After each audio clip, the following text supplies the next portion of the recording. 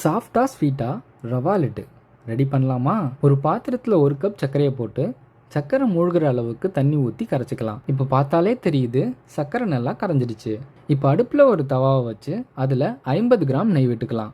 அதில் 25 கிராம் முந்திரி பருப்பை பொன்னிறமாக மாறுற வரை வறுத்துக்கலாம். இப்போ இது பொன்னிறமாக வந்ததும் எடுத்துக்கலாம். இப்போ அதே நெய்யில் 25 கிராம் உலர் திராட்சையை வறுத்து எடுத்துக்கலாம். உங்களுக்கு என்னென்ன பருப்பு வகைகள் வேணுமானாலும் சேர்த்துக்கலாம். இப்போ அதே நெய்யில் 1 கப் ரவையை போட்டு வறுத்துக்கலாம்.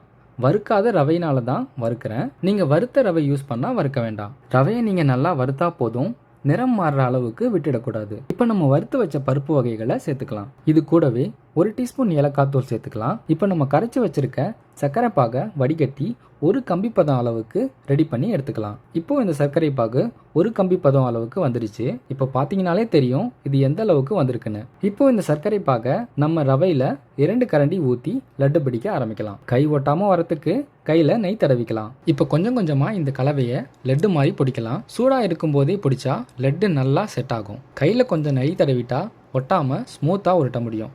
ஒவ்வொரு லட்டுவும் சாஃப்டாக பர்ஃபெக்ட் ஷேப்பில் ரொம்ப அழகாக வரும். நெய் வாசனையும் ஏலக்காய் ஃப்ளேவரும் சேர்ந்து செம்ம டேஸ்ட்டை கொடுக்கும்.